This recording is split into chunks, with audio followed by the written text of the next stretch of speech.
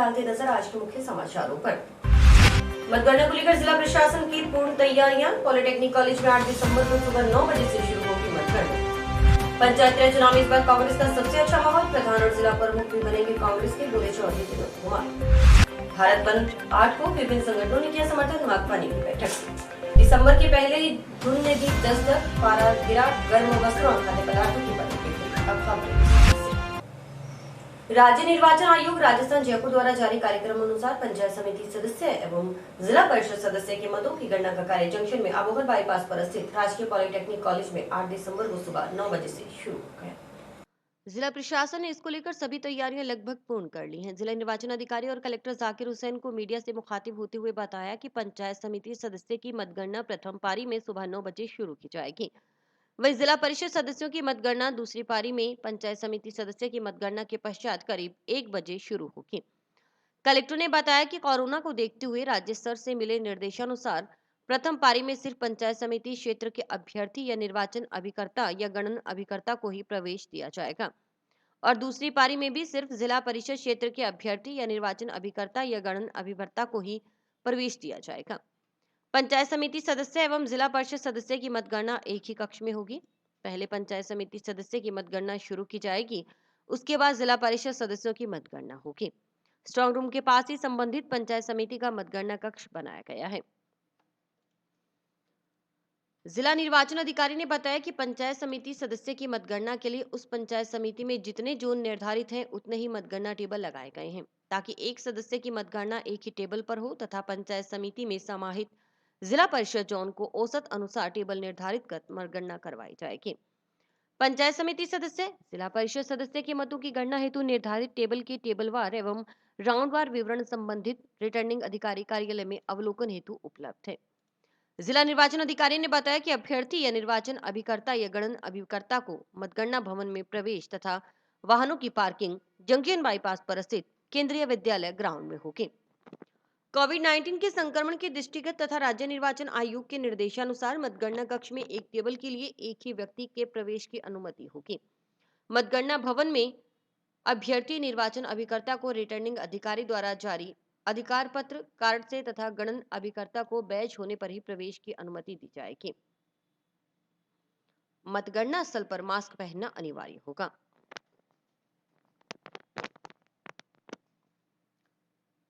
जिला निर्वाचन अधिकारी जाकिर हुसैन ने बताया कि पत्रकारों के लिए पॉलिटेक्निक कॉलेज परिसर में प्रिंसिपल के कक्ष के समीप मीडिया कक्ष बनाया गया है, जहां पत्रकारों को मतगणना से संबंधित सभी अपडेट सूचना एवं जनसंपर्क अधिकारी द्वारा उपलब्ध करवाई जाएगी। मतगणना कक्ष में मोबाइल फोन और कैमरे के साथ प्रवेश वर्जित रहेगा। अगर कोई पत्रकार मतगणना कक्ष में जाकर मतगणना कार्य का अवलोकन करना चाहे तो बिना मोबाइल और कैमरे के अवलोकन कर सकेगा, लेकिन इस दौरान उसके साथ एक जिम्मेदार अधिकारी भी साथ रहेगा। पंचायत राज संस्थाओं के जो चुनाव हुए हैं उसकी कल काउंटिंग है। उनकी व्यवस्थाओं को देखने के लिए अभी हम लोग यहाँ पॉलिटेक्निक कॉलेज में आए हैं। एसपी साहब हैं और सारे एसडीएम साहिबान, एडीएम साहब और सभी लोग हैं। किस तरह से कौन कहाँ से घुसेगा ये सारी व्यवस्थाएं की गई हैं। जो राजनीतिक दलों के प्रतिनिधि हैं या उनके एजेंट हैं वो केंद्रीय विद्यालय में प्रवेश करेंगे और उससे फिर बैरिकेडिंग के माध्यम से अंदर आएंगे। और जिन लोगों की सरकारी लोगों की ड्यूटी लगाई गई है गिनती में वो डीएवी कॉलेज में आएंगे और डीएवी कॉलेज से फिर अंदर आएंगे। और अंदर घुसने के भी दो गेट किए गए हैं, एक से पॉलिटिकल लोग जाएंगे, एक से स्टाफ जाएगा और ऑफिसर्स और दूसरे लोग जो हैं वो आईटीआई की मेन गेट से आएंगे। पुलिस की जो व्यवस्था की है हमने वो बेबी हैप्पी कॉलेज के पास से ही चेकिंग शुरू हो जाएगी और अंदर तक चेकिंग रहेगी। बिना पास के कोई भी आदमी अंदर नहीं आ पाएगा। तो उम्मीद है कि सारा काम शांतिपूर्ण तरीके से संपन्न करा पाएंगे। सुबह 9 बजे से लेके पंचायत समिति की गणना होगी और जब पंचायत समिति की गणना पूरी हो जाएगी उसके बाद जिला परिषद की 1 बजे से हमने रखी है। ये जो पंचायती राज चुनाव की जो काउंटिंग है कल, उसमें हमने और कलेक्टर साहब ने प्रशासन के सभी अधिकारियों, पुलिस के अधिकारियों के साथ यहाँ निरीक्षण किया और यहाँ की व्यवस्थाओं का आंकलन किया। और पहले भी हम यहाँ निरीक्षण कर चुके हैं और उसके हिसाब से जो दिशा निर्देश दिए गए थे उनकी पालना पूर्ण तरह से हो रही है कि नहीं उसको देखा गया। कृषि अध्यादेश के विरोध में भारत बंद के आह्वान पर मंगलवार को हनुमानगढ़ में बंद का असर रहेगा। इस संबंध में विभिन्न संगठनों की बैठक हुई। साथ ही जिला मुख्यालय पर बंद की बुनियादी करवाकर दुकानदारों आदि को बंद में सहयोग करने की अपील की गई। इस संबंध में माकपा की बैठक भी हुई। बैठक में निर्णय लिया गया कि मंगलवार को माकपा कार्यकर्ता 3 काले कानूनों के विरोध में जंक्शन स्थित धान मंडी में सभा करेंगे। उधर राष्ट्रीय किसान संगठन की ओर से 8 दिसंबर को भारत बंद का समर्थन किया गया। संभाग उपाध्यक्ष बद्री नारायण जाखड़ और प्रदेश अध्यक्ष गुरतेज सिंह ने बताया कि बंद को सफल बनाने के लिए जिले के कई गांवों से संपर्क कर सैकड़ों किसानों को बंद में समर्थन के लिए निमंत्रण दिया है। उन्होंने बताया कि जिले के कई किसान दिल्ली भी गए हुए हैं। गुरतेज सिंह ने बताया कि जब तक सरकार तीनों कानूनों को वापस नहीं लेती तब तक किसानों का आंदोलन जारी रहेगा।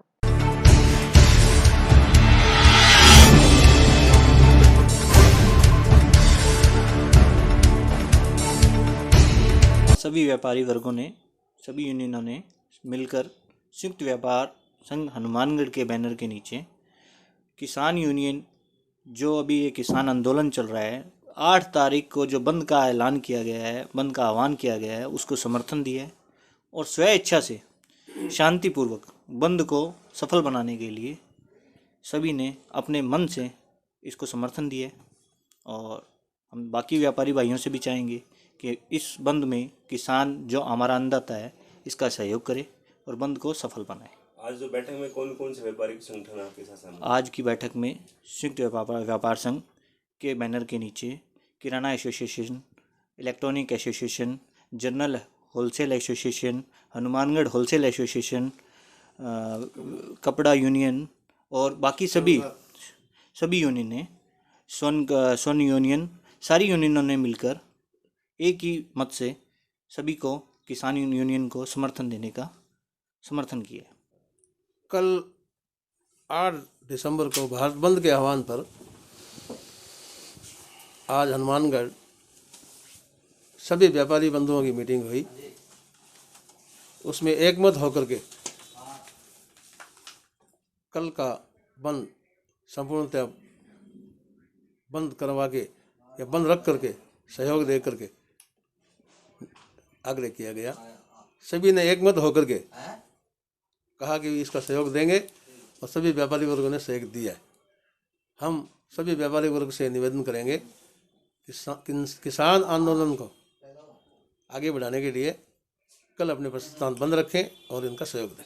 कोई टाइमिंग निश्चित की है या पूरा दिन बंद रहेगा? टाइमिंग उन्होंने तो अपनी तरफ से पूरे दिन का ही कहा है। हमारा निवेदन था भी थोड़ा आगे भी से करें, लेकिन उनके निवेदन के हिसाब से तो पूरे दिन का ही है। हनुमानगढ़ होलसेल एसोसिएशन की ओर से बंद का जो आह्वान किया गया है उसके लिए हमारा पूरा समर्थन है और हम ज़्यादा से ज़्यादा व्यापारी इकट्ठे होकर इस हड़ताल में अपना सहयोग दे देंगे। मेरा नाम संदीप नारंग है और मैं हनुमानगढ़ होलसेल एसोसिएशन का उपाध्यक्ष हूँ। आज़ादी के बाद सबसे बड़ा आंदोलन है। लाखों की तादाद में किसान दिल्ली को घेर के बैठे हैं और लगातार उनकी संख्या में बढ़ोतरी हो रही है। 8 तारीख को पूरा देश पूरी तरह से बंद रहेगा और किसानों की जो मांगे हैं कि तीनों खेती के बारे में काले कानून जो किसानों को, व्यापारियों को, मजदूरों को तबाह कर रहे हैं, उन कानूनों को बदला जाए और एक बिजली के बारे में जो संशोधन लेके आए उन्हें वापस किया जाए। कल पूरा देश किसानों के सवालों पे बंद होगा। लाखों किसान दिल्ली को घेर के बैठे हैं कि किसान विरोधी काले कानून वापस लिए जाएं। हनुमानगढ़ के अंदर भी इसकी पूरी तैयारियां हैं। पीलीबंगा, हनुमानगढ़, डबली, रावतसर, नौहर, बहादरा, संगरिया और टीबी तमाम जगह किसान बंद करेंगे। और हनुमानगढ़ जंक्शन के अंदर तो यहाँ अनाज मंडी में तमाम लोग एकजुट होकर के और भगत सिंह चौक पहुँचेंगे, जिसका अनाउंसमेंट पूरी तरह से जो है सारी जगह हो रहा है और पूरी तरह से टाउन और जंक्शन और तमाम जो है पूरा ज़िला पूरी तरह से बंद रहेगा, जिसके अंदर मार्क्सवादी कम्युनिस्ट पार्टी, जिसके अंदर CITU, किसान सभा और दूसरे संगठन पूरी तरह से लगे हुए हैं। ये आंदोलन किसानों की तमाम सीमाओं से आगे बढ़ गया है, जिसमें न कोई राजनीतिक सीमा है, न कोई इसमें सामाजिक संगठनों की सीमा है। तमाम लोग एकजुट होकर के आज़ादी की बाद पहली दफ़ा बहुत बड़ा आंदोलन है और इसमें निश्चित तौर से जीत किसानों की होगी। सरकार को मजबूर होकर के रोल बैक करना पड़ेगा। तमाम कानून जो काले कानून है वापस लेने पड़ेंगे। पंचायती राज चुनाव में इस बार कांग्रेस का सबसे अच्छा माहौल है। यह बात हनुमानगढ़ विधायक चौधरी विनोद कुमार ने मीडिया कर्मियों से कही। उन्होंने कहा कि चुनाव के दौरान सभी गांव में गया तो देखा कि माहौल काफी अच्छा था। विधायक ने कहा कि पंचायती राज चुनाव में ऐसा माहौल पहली बार देखा है। उन्होंने कहा कि अगर किसी उम्मीदवार का भाग्य ही खराब हो तो उसका कहना क्या, मगर इस बार सभी उम्मीदवार भारी बहुमतों से जीतेंगे। उन्होंने कहा कि कृषि अध्यादेश यानी 3 काले कानूनों को लेकर किसान काफी नाराज हैं। इसे लेकर किसान आंदोलन भी कर रहे हैं। इसका भी कांग्रेस को काफी फायदा मिलेगा। उन्होंने कहा कि मोदी सरकार ने ऐसे काले कानून बनाए हैं जिसका व्यापारी, मजदूर, किसान सभी विरोध कर रहे हैं। इस बार प्रधान और जिला प्रमुख कांग्रेस का ही बनेगा। वहीं मीडिया कर्मियों ने जब प्रधान और जिला प्रमुख का नाम पूछा तो उन्होंने चुटकी लेते हुए कहा कि अभी तक नाम को जिक्र को नहीं करा, नहीं तो रोड़ पड़ जासी।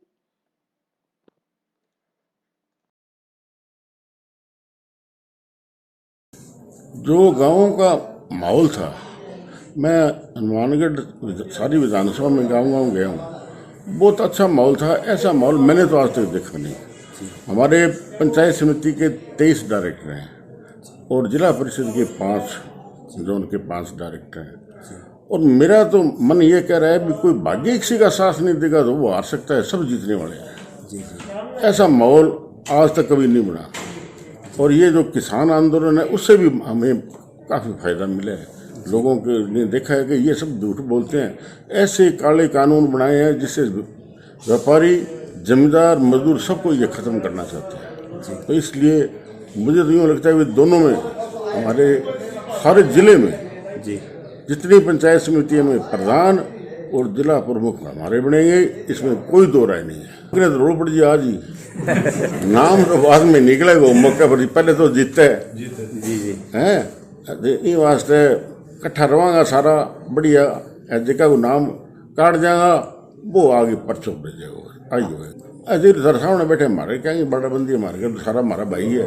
हमारे यहाँ पर विश्वास जैसे नहीं, मैंने टिकट दी है और आऊँ मोदी इलाके की क्रीम है, आऊँ अच्छा जिम्मेदार आदमी कोई हो ही कौन सके।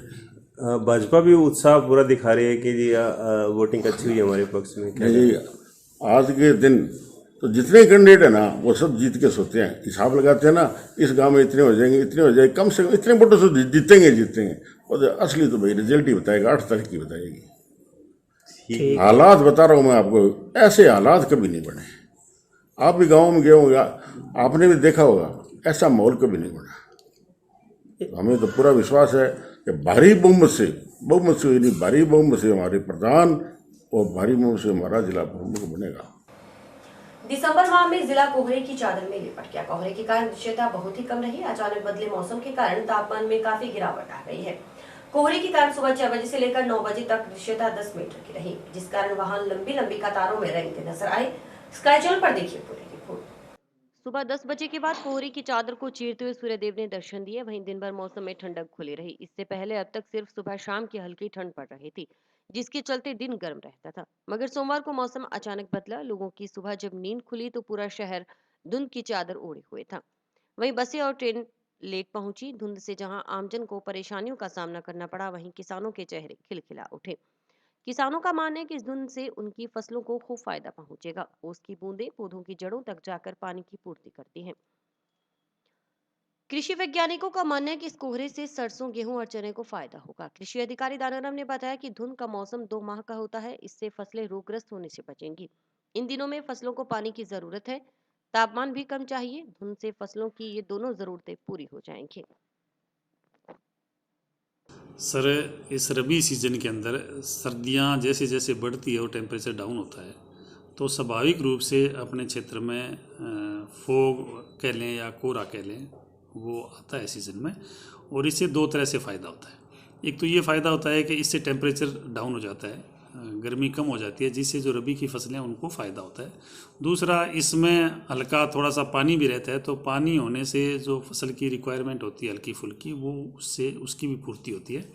तो कुल मिला के अपने कहें तो इससे फ़ायदा ही है। थोड़ा सा गेहूँ का 4-5% एरिया जहाँ बुआई अभी बाकी है, वो थोड़ा सा उस पर प्रभाव पड़ सकता है कि बुआई में अंकुरण थोड़ा सा लेट हो जाए या फसल में दाना निकलने में 10-12 दिन लगा दें। ये एक थोड़ी सी संभावना है, लेकिन ज़्यादातर फसलों की बुआई हो चुकी है और इससे फ़ायदा ही है। एक थोड़ी सी संभावना ये भी है कि जो थोड़ी सी धुएं वाली समस्या है वो भी इस फोग के साथ मिक्स है।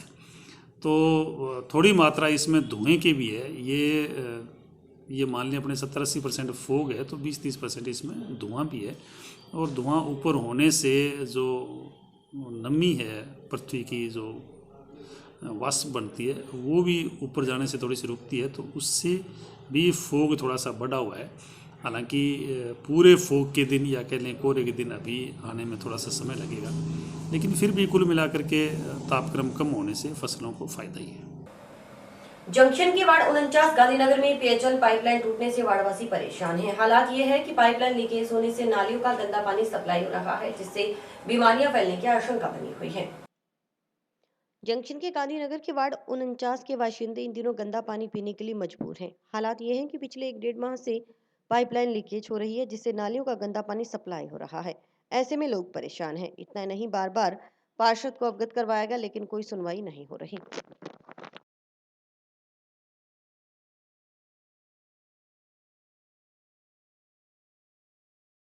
यहाँ पे कोई सुनाई नहीं करता, इतना बच्चे डूब जाएंगे, कितना देखो इधर को, ये कोई नहीं यहाँ पे आता। वोट लेने के लिए सभी आ जाते हैं और काम करने के लिए कोई कहता नहीं है इन्हों को भी काम करो इधर।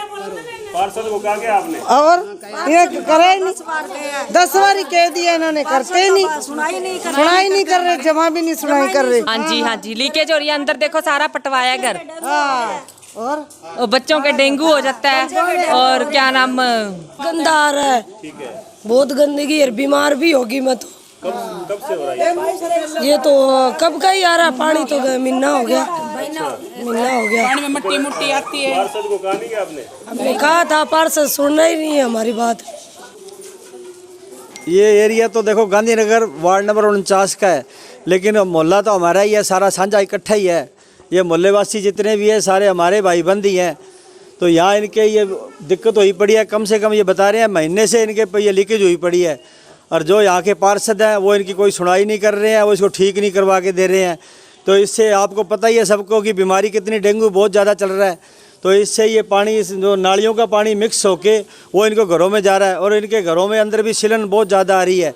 इनके नुकसान ही नुकसान हो रहा है, इनकी कोई सुनवाई नहीं कर रहा। इसलिए मेरे को बुला के लाए थे, मैंने आके अब ये देखा मौका, मैंने जयन साहब से बात भी करी है, कुलवंत जी को कहा है, वो कह रहे हैं कल की डेट में मैं इसको ठीक करवा दूंगा। और बाकी कोई और बात हुई तो फिर और देखेंगे जी जरूर। वो तो सही कर। एनएचएम फार्मासिस्ट एसोसिएशन ने सोमवार को कलेक्टर को सीएम के नाम ज्ञापन दिया। ज्ञापन में बताया गया कि फार्मासिस्ट भर्ती नियमों में संशोधन कर नर्सिंग व पैरामेडिकल की तरह डिग्री व डिप्लोमा के प्राप्तांक प्रतिशत व बोनस अंक के आधार पर 4105 रिक्त पदों पर भर्ती करवाई जाए। ज्ञापन में लिखा है कि राज्य सरकार ने फरवरी 2013 में नोटिफिकेशन जारी कर स्वास्थ्य विभाग के नर्सिंग, पैरामेडिकल सहित सभी 46 अराजपत्रित संवर्गों के सेवा नियमों में संशोधन कर भर्ती परीक्षा के बजाय व्यवसायिक योग्यता के प्राप्तांकों एवं बोनस के आधार पर भर्ती करने का प्रावधान किया था। जून 2018 में भाजपा सरकार ने नोटिफिकेशन जारी कर राजस्थान मेडिकल एंड हेल्थ अब ऑर्डिनेट सेवा नियमों में भेदभावपूर्ण संशोधन कर 45 संवर्गों को छोड़कर केवल फार्मासिस्ट के लिए ही भर्ती परीक्षा का प्रावधान लागू किया। ज्ञापन के जरिए फार्मासिस्ट भर्ती नियम संशोधन कर स्वास्थ्य विभाग की अन्य भर्तियों की भांति ही व्यवसायिक योग्यता, डिग्री, डिप्लोमा के प्राप्तांक प्रतिशत व बोनस अंकों के आधार पर करवाने व निदेशालय द्वारा नवसृजित 2369 पद एवं पूर्व विज्ञापित 13036 पद जोड़कर कुल 4105 पदों पर भर्ती पूरी करवाने की मांग की गई। पहुंचे हैं कलेक्टर ऑफिस में, कलेक्टर साहब को विज्ञापन देना है मुख्यमंत्री नाम के साथ। और हमारी मांग ये है कि भाई फार्मासिस्ट की अभी भर्ती है, 2018 में भर्ती आई थी, उसमें 2369 पद ऐड करवा के 4105 पदों के साथ एग्ज़ाम के साथ भर्ती करवाई जाए।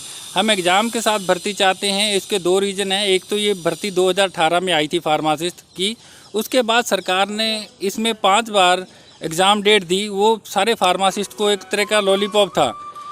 और फिर सरकार ने 13 नवंबर 2020 में दीपावली से पहले दिवाला का एक ऑफ़र दिया फार्मासिस्ट को, दिवाला कर दिया फार्मासिस्ट का गवर्नमेंट ने। हम ये चाहते हैं कि ये भर्ती एग्ज़ाम से हो। इसके 2 कारण हैं। एक तो जो बंदे 2018 से लगातार अपना सारा काम छोड़ के हज़ारों फार्मासिस्ट तैयारी कर रहे थे, उन्होंने जब ये वैकेंसी को कैंसिल किया तो वो मेंटली फिजिकली और फाइनेंशियली बहुत परेशानी में हैं। अब वो चाहते हैं कि भाई इस भर्ती को जल्दी से जल्दी एग्ज़ाम से करवाया जाए। दूसरा रीज़न जो हम चाहते हैं कि इसको एग्ज़ाम से करवाया जाए, उसका ये बड़ा रीज़न है कि हमारे यहाँ पे राजस्थान में ट्रेंड है कि राजस्थान से बहुत से लोग हरियाणा, पंजाब या अदर स्टेट में जाके फार्मेसी करके आते हैं। उनको वहाँ के कॉलेज नॉन अटेंडिंग में ही 80 से 85% मार्क्स दे देते हैं। अब यहाँ के जो रेगुलर स्टूडेंट हैं जिन्होंने 10 साल से राजस्थान से फार्मेसी की है, उन बंदों को, रेगुलर वालों को, वो यहाँ के कॉलेज क्योंकि अच्छे तरह से पढ़ते हैं तो उनको 50 से लेकर 65% तक मार्क्स देते हैं और मैक्सिमम किसी को 69 तक मिलते हैं। अब पिछले बार भी एक मेरिट से भर्ती हुई थी, उसमें भी उन रेगुलर बंदों के साथ जिन्होंने राजस्थान से फार्मेसी की उनको बहुत नुकसान हुआ, क्योंकि जो बंदे बाहर से फार्मेसी करके आए थे उनके परसेंटेज ज़्यादा थे, उनका तो वहाँ पे एक तरीके से सिलेक्शन हो गया। और जो बंदे रेगुलर थे जिन्होंने अपना सारा पैसा टाइम देके फार्मेसी करके 10 साल से बैठे हैं, वो बेचारे रह गए। इस बार फिर गवर्नमेंट का एक फिराक है, कुछ लोग चाहते हुए मेरिट से हो, तो कुछ लोगों के अलावा लाखों हज़ारों सारे फार्मासिस्ट ऐसे हैं जिन्होंने रेगुलर की है, लगातार यहाँ से फार्मेसी की है, परसेंटेज कम है, और जिन्होंने 2 साल से अपना सारा काम छोड़ के अपना ये फार्मेसी की तैयारी की है, वो ये चाहते हैं कि ये एग्ज़ाम से हो। और हम सब ये चाहते हैं एग्ज़ाम से हो ताकि जो बंदे इस चीज़ के लिए डिज़र्व करते हैं उनको मिले। और राजस्थान में जिन बंदों ने अपने एजुकेशन के लिए टाइम दिया है उनको ये सही उनका मुकाम मिले। और राजस्थान इस तरफ ध्यान दे कि जो बाहर से फार्मेसी करके आ रहे हैं उनके बहुत सारे परसेंटेज हैं। अभी एक कॉलेज राजस्थान में भी इशू में आया था, यहाँ नकल हो रही थी। उन चीज़ों को सरकार ध्यान दे, क्योंकि अदर जितने भी स्टेट हैं, चाहे आप पंजाब लो, हरियाणा लो, उन सब में बाहर वाले बंदों को बहुत कम लिया जाता है। ठीक है, या तो पंजाब वाले कहते हैं पंजाबी हो, बट एक राजस्थान ही ऐसा स्टेट है यहाँ पे कोई भी बंदा बाहर से करके आ जाता है और राजस्थान की सरकार रजिस्ट्रेशन कर देती है। उन बंदों के साथ राजस्थान की सरकार खुद खिलवाड़ कर रही है। तो हमारी राजस्थान की सरकार से हाथ जोड़ के रिक्वेस्ट है कि भाई अपने जो बच्चे फार्मेसी के हैं उनका ध्यान रखिए और इस भर्ती को एग्ज़ाम से करवाए, ताकि वो जो बच्चे अच्छे एजुकेशन वाले हैं वो परेशान ना हो और वो इस चीज़ के लिए डिज़र्व करते हैं, उन्हें उनका हक मिल सके। हनुमानगढ़ जंक्शन पुलिस को बड़ी सफलता मिली। पिछले दिनों एक ट्रक ग्वार के 600 कट्टे लेकर जयपुर रवाना हुआ था, जो रास्ते में कहीं गायब हो गया था। सीसीटीवी लोकेशन के आधार पर ट्रक ड्राइवर को सीकर से पकड़ लिया गया। यह जानकारी जंक्शन थाना प्रभारी नरेश गैरा ने थी।